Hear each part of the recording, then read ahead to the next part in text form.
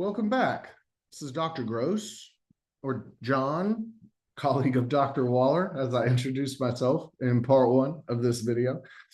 In the first part, we set up our variables in variable view, and now we're going to move to data view and start entering data. But before we do that, I'll show you how to code categorical variables like gender, so that SPSS knows how to interpret them. So let's start by coding gender. In SPSS, we'll use numbers to represent categories. For gender, we'll use 1 for male and 2 for female. Here's how to set that up.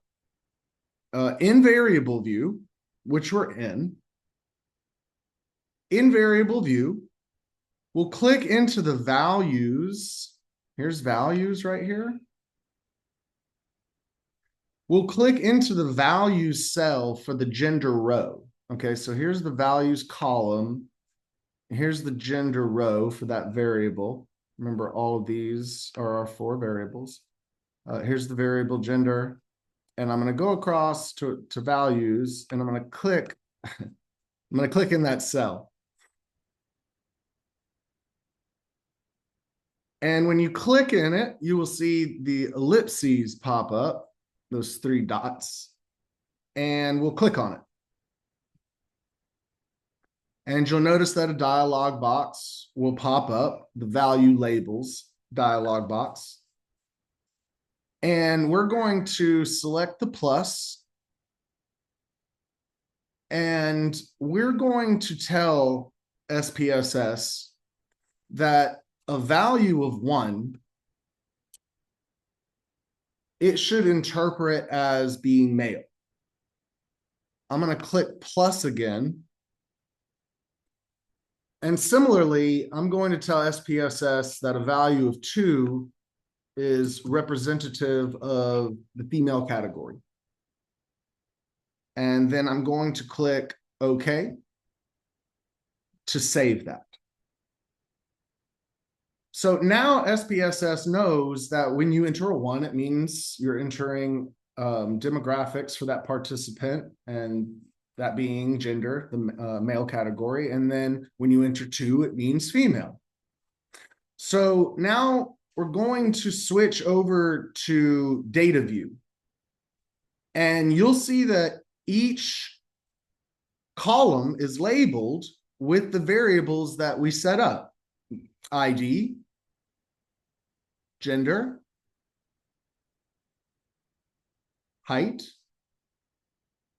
and weight. And you'll notice when I toggle over them, it gives me some description of that variable: the name, the label, the type, and the measure.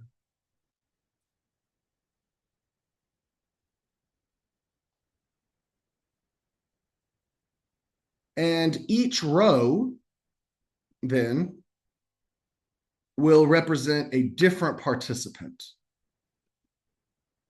Let's start by entering data for 3 participants together. For the first participant, I'm going to enter 1 in the ID column. And I hit tab to tab over to here. I could have just clicked. And in the gender column, which this one represents male,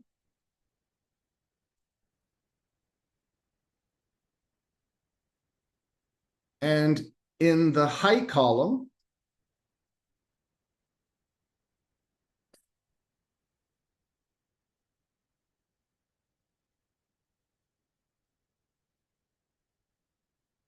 we'll enter 64.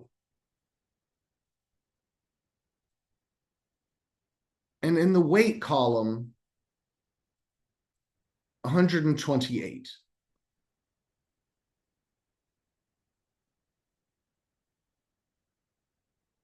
Now, for the second participant, we'll just come down to the second row.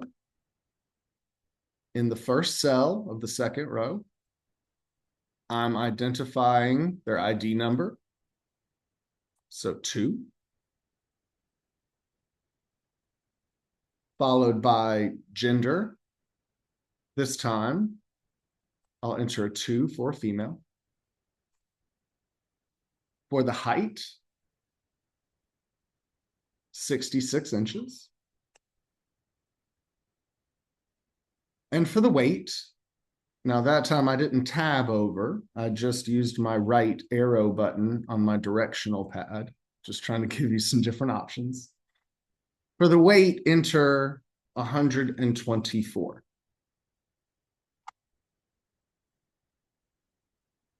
So in this fashion, I would like you to, I'm going to switch screens.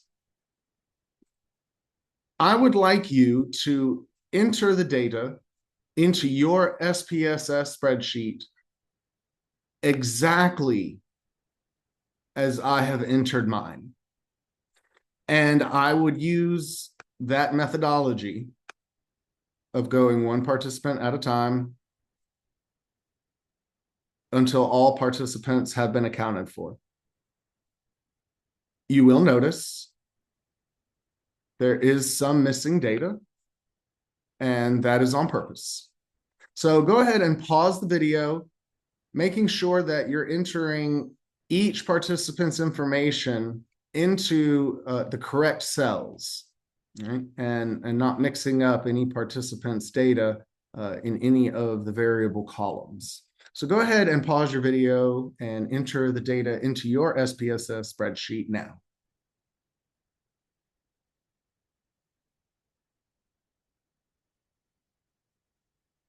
Great. Now that you've entered all the data, it's a good idea to scroll through and check for any errors. Make sure each row represents a different participant and that gender values are coded correctly as 1 for male and 2 for female. Again, just based off the data that I presented to you. Now, before I show you how to save your data, because we will use this data set in subsequent videos for some simple analyses, I just wanted to show you one neat thing that you can use. This tab up here, this icon, and when I scroll over it, it reads value labels. And when I click on value labels,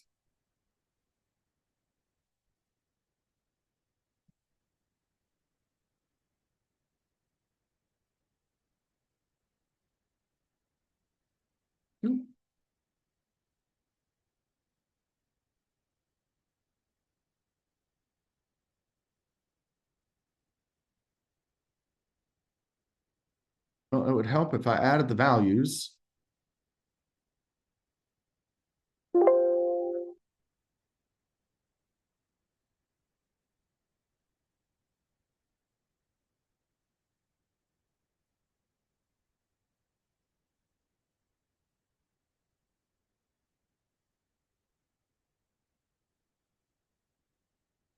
There we go. When I click on this neat button that I really beefed up and then kind of flopped, when I click on that, then I notice that in the gender variable column, it switches from numerical code to the identifier, the physical description, and you can toggle between that as much as you'd like. I tend to like to keep it the value labels on so that I can see the descriptions, and it just makes a little bit more sense to me at face value. So once we've reviewed the data, it's time to save it. So we'll go to File and Save As. And we'll give the file a name like intro video SPSS data. And save. And now you can come back to it later. So for example, I could open some data that I have saved, and there is my intro video SPSS data ready to go. All right, that's it for today. And in this video, we coded some data, entered data in data view, and saved our work.